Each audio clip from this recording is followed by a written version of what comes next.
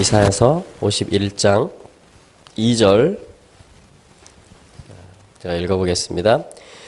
너희 조상 아브라함과 너희를 생산한 사라를 생각하여 보라. 아브라함이 혈혈 단신으로 있을 때에 내가 부르고 그에게 복을 주어 창성케 하였느니라. 아멘. 아멘. 뭔가 주님이 생각해보라 이런 말씀을 하십니다. 생각해보라.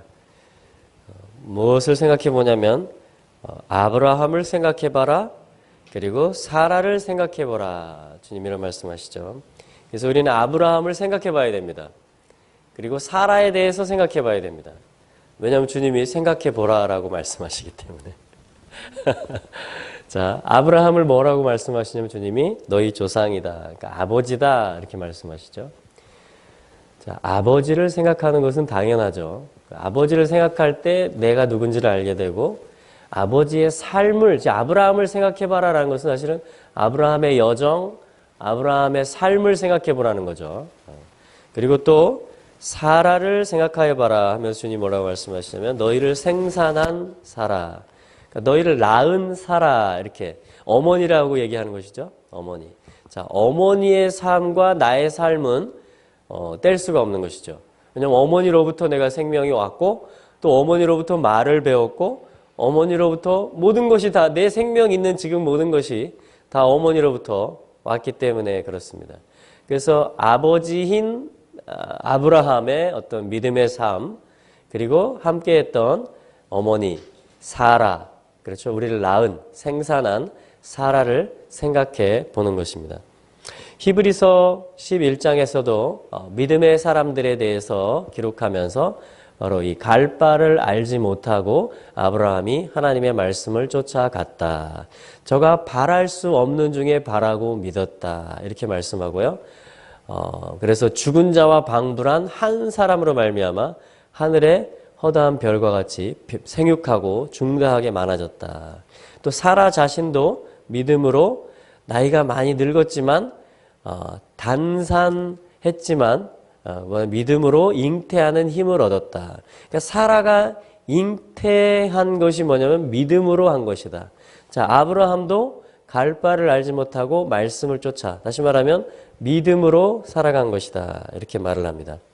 자, 그래서 아브라함과 사라의 그 믿음의 삶이 우리가 생각해 보아야 되는 삶인 것이죠.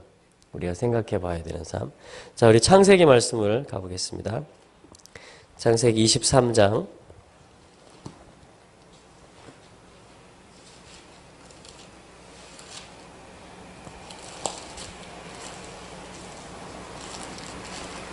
창세기 23장입니다.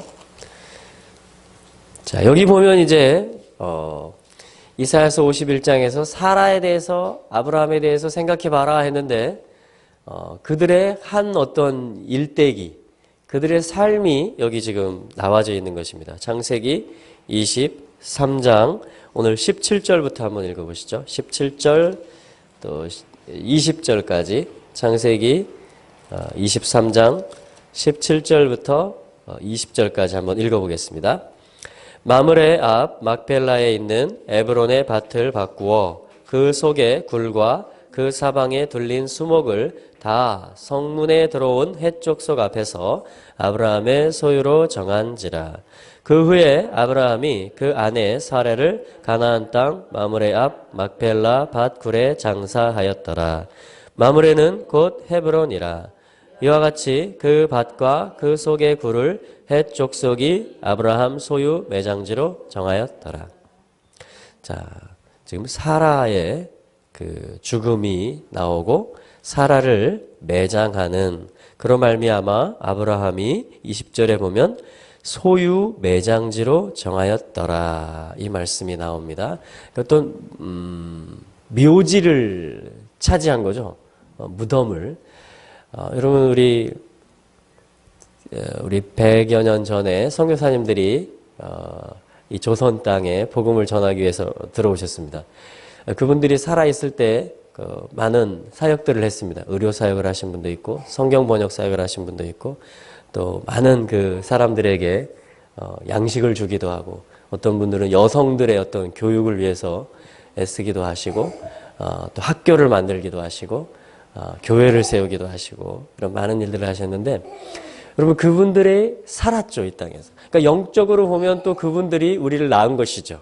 복음을 전해줬으니까 기도했고 또 복음을 전했고 어떻게 보면 낳은 것이죠. 그러니까 아브라함과 사라라는 것은 모든 하나님의 가족의 아버지와 어미의 역할을 합니다. 네. 그러니까 우리 모든 믿는 자의 조상이다 이렇게 얘기를 하는 것이죠. 로마서 4장의 말씀대로. 자, 그런데 그 언더우드 선교사님이라든가 아펜젤러 선교사님이라든가 이분들이 살아 계셨을 때, 그 젊었을 때 한국에 오셔서 일찍 어떤 분들은 죽으시기도 하고, 근데 그분들의 사역이 끝났을까요? 네? 안 끝난 것 같아요? 왜 안 끝난 것 같습니까? 네? 계속 이어지는 것 같아요? 네. 그분들의 무덤 때문에 그렇습니다. 제가 제 아내와 선교사 그 훈련을 받다가 시간이 나가지고 중간에 그 양화진 무덤에 가서 이렇게 옛날에 이렇게 카세트 이렇게 해가지고 이어폰으로 테이프를 누르고 이어폰으로 듣는데 그 묘지에 마침 그 양화진 선교사 무덤에 딱 갔는데 거기 앉아 있는데 땅 끝에서 주께서 주신 동산에 그 찬양을 들으면서 저희들은 사실은 어떤 그 길을 또 가고자 했던 거죠. 어떤 복음을 전하는 우리가 흑암의 땅이었을 때에 다른 나라에서 우리의 어떤 빛의 복음을 가지고 아들을 전해줬잖아요. 근데 그들이 사역하다가 묻힌 그 언덕, 그 묘지들이 있는 곳에서 저희는 또 다른 선교지를 우리가 가겠다 라고 말을 하면서 그런 훈련을 받으면서 이제 거기를 한번 방문해 봤던 것이죠. 그럼 저만 거기 방문했을까요? 아니죠. 거기 교회도 세워졌고요. 그래서 계속해서 예배도 드리고 기도의 집도 세워졌고요. 양화진에. 그리고 많은 이 복음에 대해서 묵상하고자 하는 자들, 또 이 복음을 자기가 전하고자 하는 그 발걸음을 또 떠나는 자들, 또 많은 또 안식과 위로가 필요한 자들, 많은 그 자손들이 많아졌잖아요, 지금은. 많은 자손들이 그 무덤을 그들이 그렇게 묻혀져 있는 그 장소를 지금도 가서 밟고 묵상하고 은혜에 젖어들고 또 마음을 새롭게 하고 주께 새롭게 헌신하고 또 내가 예수 믿게 된 것이 정말 이런 값진 희생과 이들의 순종의 발걸음들 때문에 내가 하나님의 백성이 되었구나 라고 생각하면서 우리가 많은 은혜를 받는 것이죠. 그러니까 그분들이 죽었다고 해서 사역이 끝난 게 아닙니다. 그렇죠? 사역이 끝난 게 아니에요. 그들이 그냥 조그만 언덕에 그냥 조금, 거기 물론 많은 묘지들이 있어요, 거기는, 양화진에는. 그러나 그냥 그 개인으로 치면 그냥 누울 수 있는 그만큼 거기 그냥 계신 겁니다, 누워서. 이제는 흙이 되었겠죠. 그러나 그분들의 어떤 영혼과 그분들의 사랑은 계속 남아서 메시지를 간직하고 그걸 또 하고 있는 거예요. 메시지를 계속 하고 있는 것입니다. 할렐루야. 여러분, 사라의 죽음도 마찬가지예요. 사라의 죽음에 관한 얘기입니다. 그래서 아브라함이 사라의 어떤 시체를 묻는 그러한 이야기가 바로 창세기 23장의 이야기인 것이죠. 자, 이것이 그 23장 1절에 보시면은 사라가 127세를 살았으니 이것이 곧 사라의 향년이다. 그래서 여기 사라, 그렇죠? 사라가 나오고 살았다라는 말이 나옵니다. 사라의 일생이다. 사라가 살았다. 또 사라의 연수, 어떤 향년이다. 그래서 자, 사라, 사라. 여러분, 사르 하면 군대의 장관을 가리켜요. 군대의 장관. 그래서 이제 사라 여주인이란 뜻이죠. 열국의 어미란 뜻이죠. 그래서 여러분 거꾸로 이렇게 하면 뭡니까? 러쉬가 되죠. 래쉬 신 하면 로시가 됩니다. 로시라는 것은 머리를 뜻합니다. 머리. 어떤 주권. 그렇죠. 로드십. 머리를 뜻해요. 그래서 사라의 삶은 어떤 열국의 어미, 어떤 여주인의 삶이라는 것은 결국 뭐냐면 머리이신 분을 쫓아가는 삶. 어떤 머리이신 분을 날마다 매해의 삶에 인정하는 삶. 그것이 뭐냐면 또한 우리가 하나님의 군대장관, 하나님의 통치자로 서는 삶이 되겠죠. 그래서 사라라는 말은 바로 그러한 메시지를 가지고 있는 것입니다. 사라. 그런데 사라의 연수다. 사라의 삶이다. 그래서 뭐냐면은 카예이라고 합니다. 헤트라는 것은 이 생명, 삶을 말하는 것이죠. 그리고 삶의 특징은 일회가 아니고 어떤 하나의 행동, 하나의 생각이 아니고 계속해서 이어지는 삶을 말합니다. 하나님이 무언가를 말씀하시고 비추어 주시면 바브, 그죠? 그리고 화답하고 올려드리고 계속 순종하고 반응하고 따라가고. 자, 이것이 6이고 이것이 7입니다. 그렇죠? 이게 바브고 이게 자인이에요. 자, 순종하면 하나님이 관을 씌워주신다고 그랬죠? 무기로 삼는다고 그랬죠? 자, 그랬을 때 하나님이 지붕을 씌워주신다. 이게 8이 되어서 삶이 나옵니다. 자, 그러니까 제가 이 헤트라는 8이라는 알파벳을 설명하는데 뭐냐면 벌써 요 3들이 다 연결되는 게 나오죠. 그렇죠? 그러니까 이 집에 내 마음에 내 생각에 로시 어떤 머리이신 분을 계속 모셔드리면서 그분의 빛비춤을 받고 그분의 어떤 음성을 들어서 내가 반응하고 순종하면서 살아가는 삶. 그것이 뭐냐면 지붕을 형성해주고 그것이 집을 만들어서 결국은 삶이 되게 하신다. 그래서 그게 하루가 될 뿐 아니라 1년이 되고 그 해들이 모아져서 사실은 향년, 연수라는 말이 나오는 것인데 그것을 또한 하예이라고 하는 것입니다. 하예. 그래서 일생이다. 어떤 향년이다. 어떤 살아가 그녀의 삶이다. 그냥 라이프다. 이렇게 얘기를 하는 것이에요. 사라의 삶이다. 자, 아까 이사야 51장 우리 봤죠? 너희를 생산했다. 이 말을 잘 들으셔야 돼요. 우리가 이렇게 나아진 겁니다. 그러니까 뭐냐면 우리가 그냥 뚝딱 나아진 게 아니고 사라는 127년 동안에 하나님의 어떤 그 손 안에서 이 삶을 살았던 것이에요. 특히 믿음의 그 여정 동안에 계속해서 하나님께로부터 받고 올려드리고 화답하고 또 나누고 섬기고 그랬을 때 그것이 삶이 되는 그것은 이것이 뭐냐면 열국의 어미가 되는 것입니다. 여러분 이런 선교지에 나가서 복음을 쫙 전파하고 복음화가 쫙 되는 요나는 그랬습니다. 특별한 섭리 안에서. 그러나 오늘날 많은 선교사님들 여러분 목회도 마찬가지고 우리 자녀들을 믿음으로 기르는 것도 마찬가지죠. 매일매일 하는 것입니다. 야 예배드리자. 성경 읽게 하자. 그리고 뭐예요? 애들 잠잘 때 가서 또 기도해주고 학교 갈 때 축복한다 기도해주고 어떤 때 막 내가 뭐 하다 보면 막 정신없이 가버려 없어요 애들이. 그런 날도 있고 그렇죠? 어떤 때는 막 또 같이 뭐 먹을 것도 챙겨주고 또 잔소리도 하고 여러 가지. 여러분 이 삶이 계속 돼. 날마다 주마다 해마다 계속 됩니다. 이것이 뭐냐면 어미예요. 어미. 내가 먼저 주님을 머리로 모신 가운데 내가 이 삶을 계속 잉태하며 또한 계속 해산하며 먹이고 섬기고 기르는 이 삶을 사는 것이 뭐냐면은 하예이 사라인 것입니다. 이게 뭐냐면 사라의 일생이었다 이렇게 말하는 것이에요. 사라.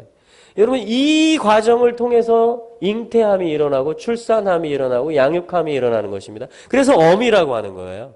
그래서 이사야서 51장에 너희를 생산한 사라를 생각하여 보라 이렇게 말하는 것입니다. 우리는 사라를 생각해야 됩니다. 엄마를 생각해야 돼요. 엄마가 어떻게 나를 낳아서 그 힘든 와중에 그죠? 나를 기르고 교육시키고 뒷바라지 해주고 오늘날까지 또 막 김치 담아주고 기타 등등. 이 엄마가 어떻게 나에게 생명을 계속 주고 있는가? 엄마가 어떻게 나에게 사랑을 계속 공급해주고 있는가? 엄마의 마음은 항상 그거잖아요. 자, 이 삶이 있을 때 나아집니다. 이 삶이 있을 때 가문이 형성되는 것이. 이 삶이 있을 때 나라가 됩니다. 그래서 아브라함과 사라, 열국의 아비이며 엄이라는 것이죠. 그러니까 오늘도 이러한 삶을 통해서, 이러한 삶의 바퀴를 통해서 하나님의 가족들, 하나님의 자녀들이, 하나님의 나라가 운영되고 있는 것입니다. 계속 커지고 있는 것입니다. 할렐루야. 그래서 우리는 사라를 생각해야만 되고요. 사라의 포지션에 우리가 서야 됩니다. 젖을 주고, 그렇죠? 예. 기르고, 예. 언약 가운데 무장시키고, 중보하고, 예. 또 나그네가 오면 또 급히 잡아서 요리하고, 이러한 일들을 계속 우리가 해 나가야 되는 것이죠. 아브라함에게는 지금 어떤 큰 슬픔이 임한 것입니다. 그렇죠? 창세기 23장에서 같이 이 길을 걸어왔던 아내가 이제 먼저 잠이 든 것이에요. 그래서 이제 어떤 일을 해야 됩니까? 무덤이 필요했던 것입니다. 무덤. 그래서 이 23장의 내용에 보면 이제 무덤을 구하는 그래서 이제 그 4절에 보시면 나는 당신들 중에 나그네요 우고한 자니 청컨대 당신들 중에서 내게 매장지를 주어 소유를 삼아 나로 내 죽은 자를 내어 장사하게 하시오. 장사하게 하시오. 여기 보면 나로 내 죽은 자를 내어 장사하게 하시오. 뭐냐면 내 죽은 자라는 표현이 뭐냐면 또한 나의 시신이라는 표현이 됩니다. 나의 죽음을 매장할 수 있게 해주세요. 이렇게 말을 하는 것이죠. 자, 그래서 이게 뭐냐면은 죽음을 뭐라고 하냐면 무트라고 합니다. 무트. 해보실래요? 무트. 무트라는 것은요, 하나님의 사역이 완성되는 것이다. 사역이 완성되는 것이다. 이걸 죽음이라고 합니다. 죽음. 그리고 성도의 죽음은 하나님 앞에 존귀하게 여겨집니다. 왜요? 하나님은 우리가 죽음의 길을 가기를 바라십니다. 이게 무슨 말이냐면 죽음의 길을 가는 것이 곧 생명의 길을 가는 것입니다. 십자가의 길을 가는 것이 부활의 길을 가는 것입니다. 그렇죠? 세상에서는 이러한 개념을 이해하기가 매우 힘듭니다. 하나님을 믿는 믿음이 없을 때, 영생에 관한, 부활에 관한 약속이 없는 사람들에게는 이 말이 굉장히 어떤 고행의 길이며 수행의 길처럼 어떤 인고하는 어떤 것처럼만 여겨질 것입니다. 그러나 부활을 믿고 언약을 따르는 자들에게는 뭡니까? 우리가 걸어가야 될 매일매일의 길이 되는 것이죠. 그래서 이 길을 가는 것이 뭐냐면은 무덤으로 가는 길입니다. 무덤. 무덤이라는 것은 지금 매장지, 무덤을 구하고 있는 것이죠. 나로 장사하게 해주세요. 매장하게 해주세요. 이 말이 뭐냐면 묻다라는 말인데 여러분 묻힌다라는 것은 굉장한 소망입니다. 소망. 청개구리 엄마도 그죠? 묻히는 이야기가 나오잖아요. 이 무덤. 왜 소망이냐면 무덤은 왜 존재하느냐? 나는 왜 죽느냐? 부활할 것을 믿기 때문에. 그러니까 무덤에 있는 자는 무엇을 소망합니까? 부활을 소망합니다. 나사로가 나오게 되는 것이며 또한 에스겔 37장에 이스라엘 백성들의 하나님이 무덤 문을 열고 내가 너희를 나오게 할 것이다. 너희가 살 것이다. 그때 너희가 나를 여호와로 알 것이다. 이것을 보고 열국 백성이 나를 여호와로 알 것이다. 이렇게 말씀하는 것이죠. 그리고 주님이 다시 오실 때에 주 안에서 잠자던 자들이 다 일어날 것입니다. 다 주님을 따라서 내려올 것입니다. 또한 이 땅에 있는 자들은 우리 호련히 주님과 같이 변화되게 될 것입니다. 그래서 무덤이라는 것은 아들을 소망한다라는 것입니다. 이게 장사 지낸다 이런 뜻이에요. 장사 지낸다. 이것이 무덤이다 이런 뜻입니다. 케베르 하면 무덤, 카바르 하면 묻다, 장사 지내다 이런 말이 되는 것입니다. 그러니까 지금 아브라함은 이 땅을 얻고 있는 거예요. 어떤 땅입니까? 이 땅이 막펠라라는 땅이죠. 마크펠라. 여기 카팔이란 말이 바로 뭐냐면은 겹쳐 있다라는 말입니다. 이중으로 돼 있다 이 말이에요. 이중으로. 이중이다. 그러면 삶과 죽음이 이중으로 돼 있습니다. 그래서 이게 뭐냐면 카팔, 그래서 막펠라라는 말, 막벨라입니다. 이게 막벨라. 그러니까 아브라함에게 하나님이 처음으로 땅을 선물로 주셨는데 그것이 뭐냐면 막벨라 굴입니다. 막벨라 굴. 그럼 온유한 자는 땅을 유업으로 받는다고 그러죠, 성경에서. 아멘. 우리가 받는 땅은 뭐냐면, 온유한 것은 뭐냐면 부활을 믿기 때문에 오늘 나를 부인하며 하나님의 길을 가는 것입니다. 그것을 온유하다라고 하는 것이죠. 온유하다. 자, 온유하다. 여러분, 이거를 연습하는 것을 뭐라고 하냐면 4절에 있는 대로 나그네요, 우거한 자다. 이런 말이 나오죠. 나그네이며 우거하는 자다.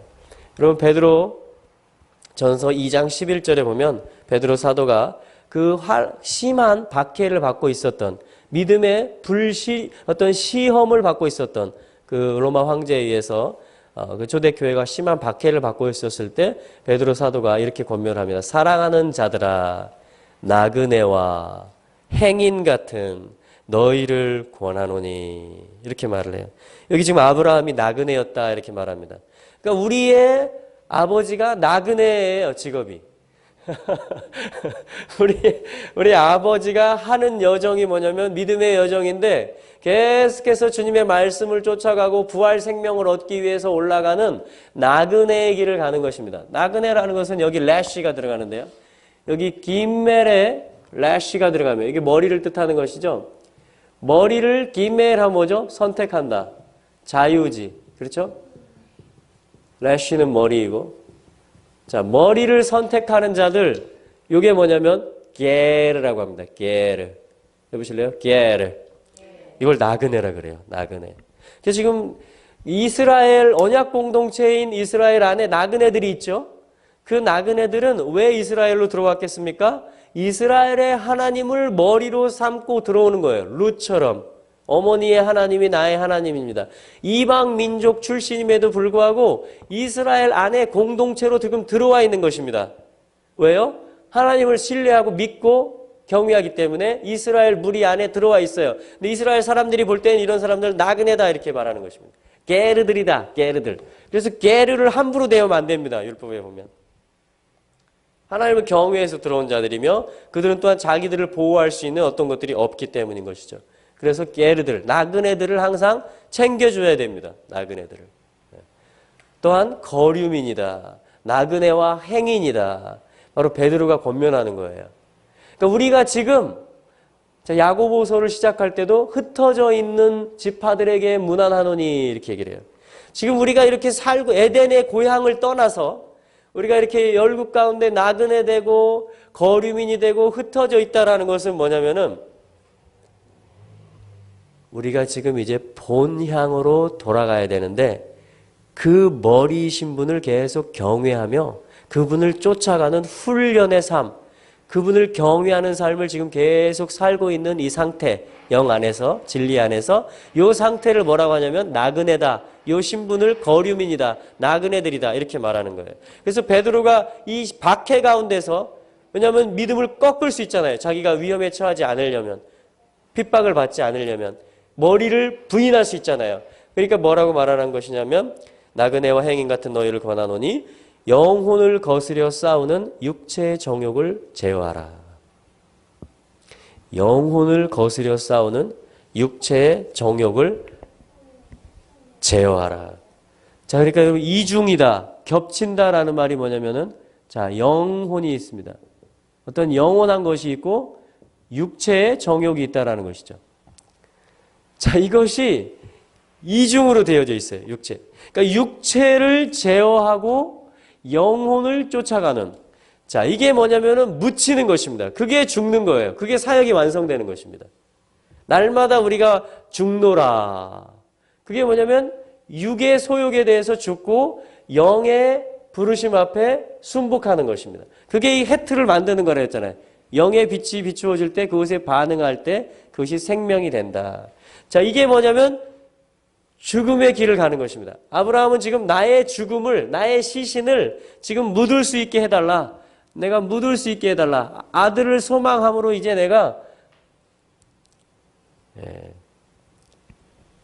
그리고 예수님께서 무덤에 묻히셨고 할렐루야. 음부에 내려가신 것은 뭐냐면은 괜찮다. 따라와라 이 말씀이에요. 이게 끝장이 아니다. 이게 무서운 게 아니다. 이거를 너희들이 죽음을 날마다 너희들의 십자가를 지고 나를 따라올 때에 너희들은 부활에 참여하게 될 것이고 면류관을 얻게 될 것이다. 자, 이것이 주님이 오늘도 저희들을 부르시는 것입니다. 자, 아브라함과 사라는 지금 그 믿음의 삶의 여정 가운데에 어떤 죽음의 삶, 무덤에 내려가는 삶을 지금 실제로 살고 있고 이것이 처음으로 하나님이 주신 땅입니다. 이것이. 그래서 뭡니까? 땅이라는 것이죠. 아레츠, 땅. 하나님은 땅을 보여주겠다고 그랬어요. 어떤 한 장소라고 볼 수 있습니다. 에덴 동산이며 모리아 산이며 십자가의 산이며 부활의 산입니다. 그렇게 볼 수 있습니다. 땅을. 그러나 또한 이것은 마음을 얘기하는 것이죠. 삶을 얘기하는 것입니다. 우리 일상에서의 삶을.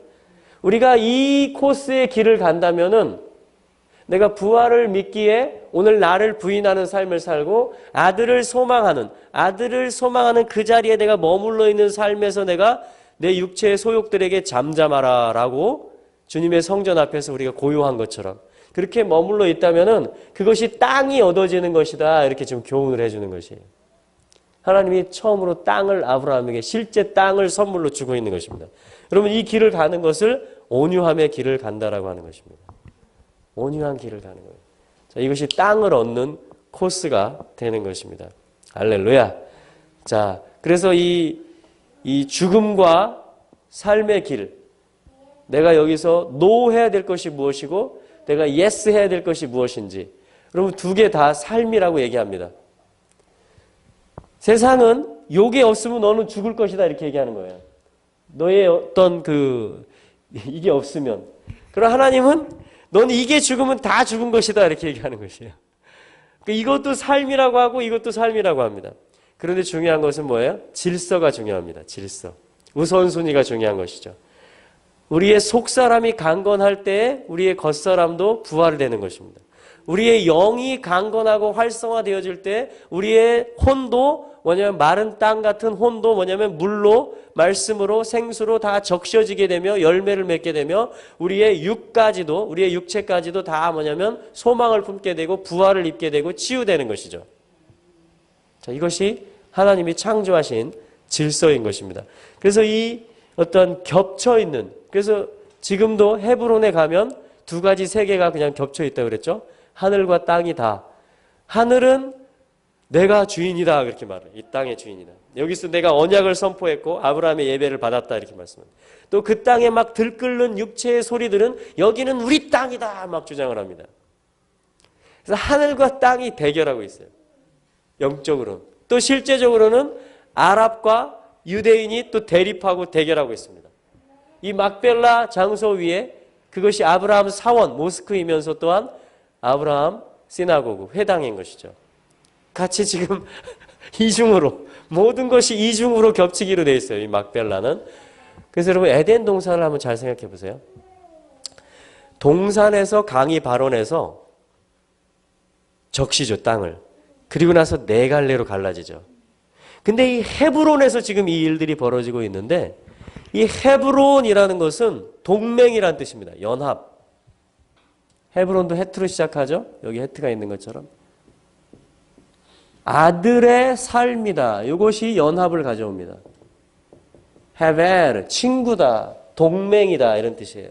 그런데 헤브론은 어떤 데스티니를 가지고 있냐면 연합의 아주 어떤 깊은 데스티니를 가지고 있습니다. 동맹. 그래서 이스라엘 10지파가 헤브론으로 와서 유다 지파와 함께 동맹을 맺고 다윗을 온 이스라엘 12지파의 왕으로 기름 붓는 것입니다. 그래서 갈렙에게 하나님이 헤브론 산지에서 아낙 자손이 있음에도 불구하고 갈렙의 영을 깨우셔서 여기가 내가 너와 너의 지파에게 줄 땅이다라고 말했던 것이에요. 그리고 유다라는 영이 살아있고 언약이 있을 때에 여러분 모든 지파들이 거기로 와서 이 동맹을 이룰 수가 있고 하나됨을 풀어낼 수 있는 것입니다.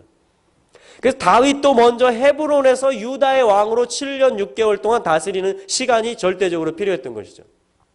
유다의 왕으로서 인정이 돼야 됩니다. 유다 땅이 다윗의 권한로 들어와야 되는 것이에요. 여러분, 예수 그리스도, 다윗의 아들이 되신 예수 그리스도는 유다인의 왕으로서 분명한 정체성을 지금도 가지고 계십니다. 또한 그분은 12지파, 온 이스라엘의 왕으로 때가 되면 등극하십니다. 모든 지파들이 북에서 다 내려와서 다윗이 바로 온 땅, 온 이스라엘의 주다, 왕이다라고 기름을 붓는 것이죠. 예수님은 유다의 왕이실 뿐 아니라 또 온 열방, 온 땅의 왕이신 것입니다. 예수님의 포지션은 바로 그거예요. 자, 그래서 헤브론이 무엇을 풀어내냐면 유다라는 것은 성소를 말하는 것이고 아들에 관한 생명을 내포하고 있어요. 헤브론이. 그래서 아브라함, 이삭, 야곱의 무덤이 다 헤브론이 되는 것입니다. 그래서 뭐냐면 그들의 자손들이 다 야곱의 12지파가 다 헤브론을 찾아가게 되어 있습니다. 그것은 뭐냐면 다윗을 찾는 것이고 유다의 왕을 찾는 것이고 정통성을 찾는 것이고 언약을 찾는 것이죠. 자, 그런데 이 헤브론의 전 이름이 뭐였냐면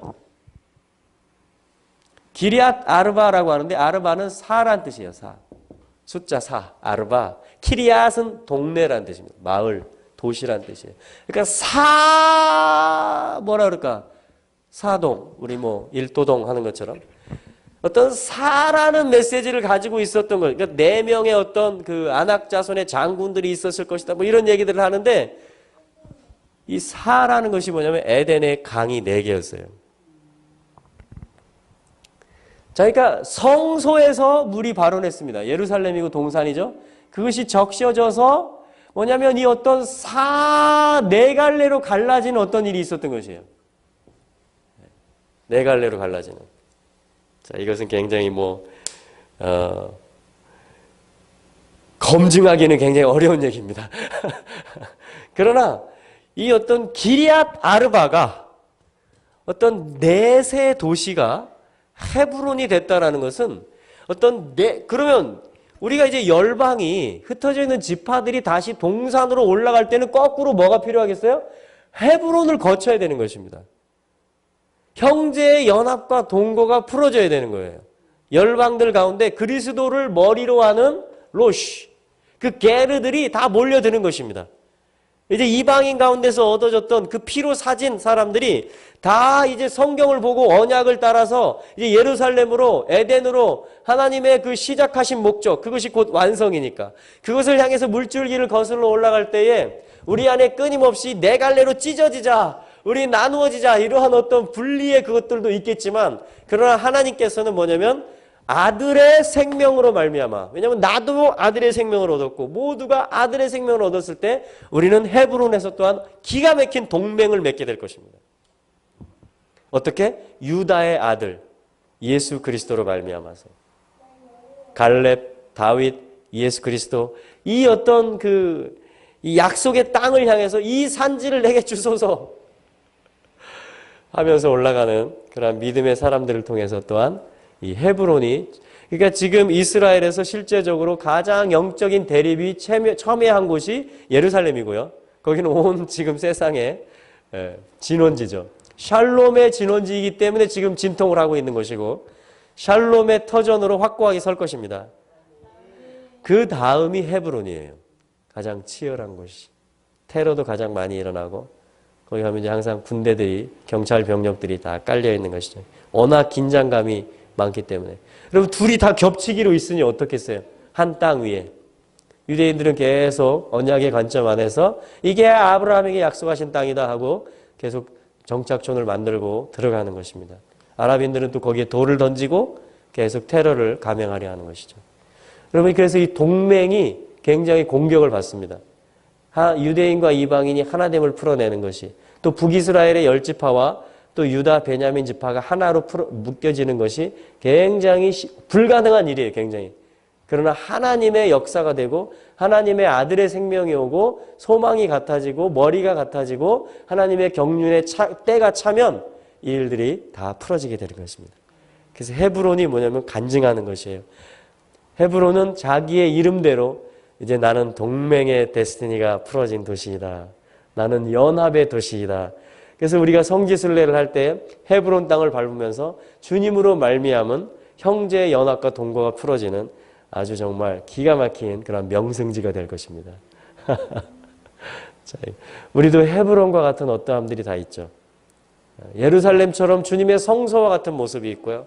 또한 헤브론과 같이 정말 이 육체가 영혼을 그냥 다 덮어버리는. 그래서 여기가 헤브론인지 뭐 아브라함의 무덤인지도 알 수 없을 정도로, 그러나 하나님의 때가 되면 다 이것을 찾게 돼 있는 것입니다. 그래서 이 어떤 이 사라의 죽음을 통해서, 사라의 생명, 죽음 같은 말이죠. 이제 우리는 이해할 수 있습니다.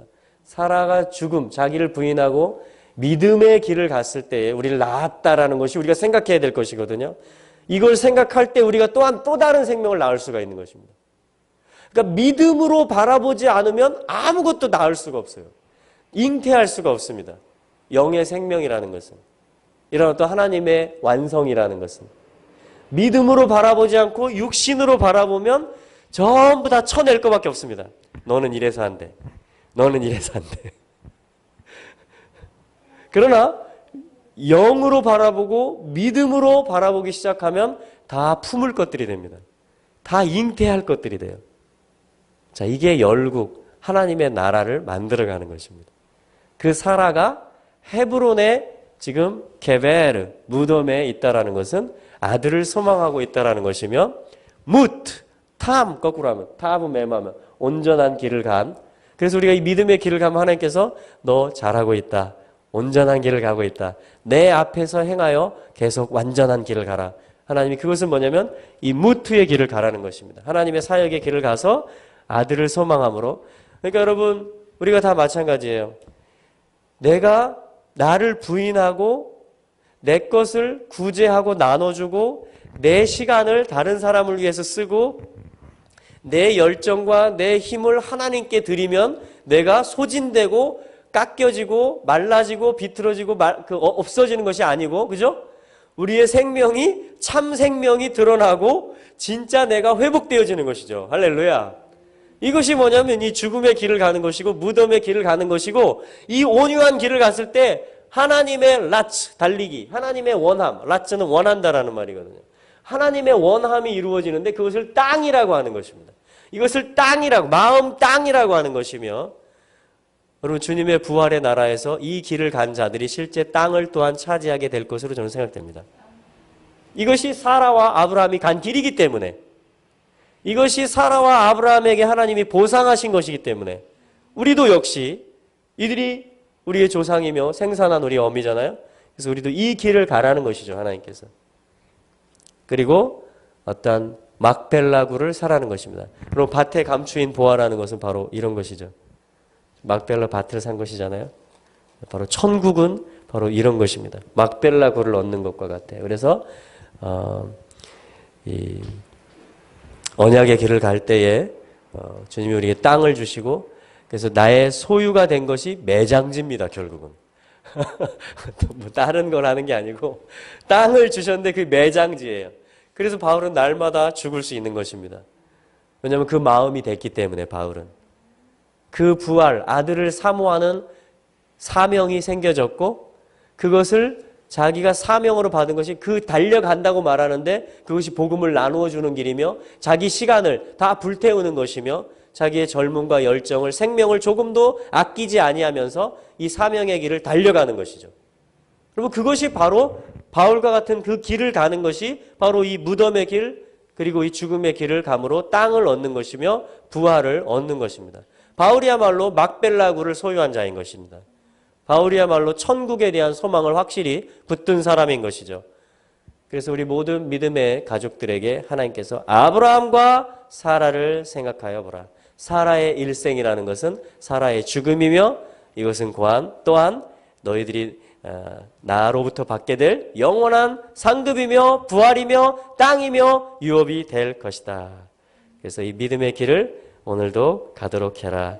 그리고 너희들의 삶의 여정의 끝에 영광스럽게 나의 생명에 연합되어라. 하나님께서 너희들의 살아있는 동안에 너희들의 물질과 시간과 열정과 헌신과 봉사를 하나님께 그리고 이웃에게 너희들이 나누고 전할 수 있다라면 그것이 바로 너희들이 막벨라를 계속해서 사는 길이다 라고 하나님께서 말씀하시는 것입니다. 아멘.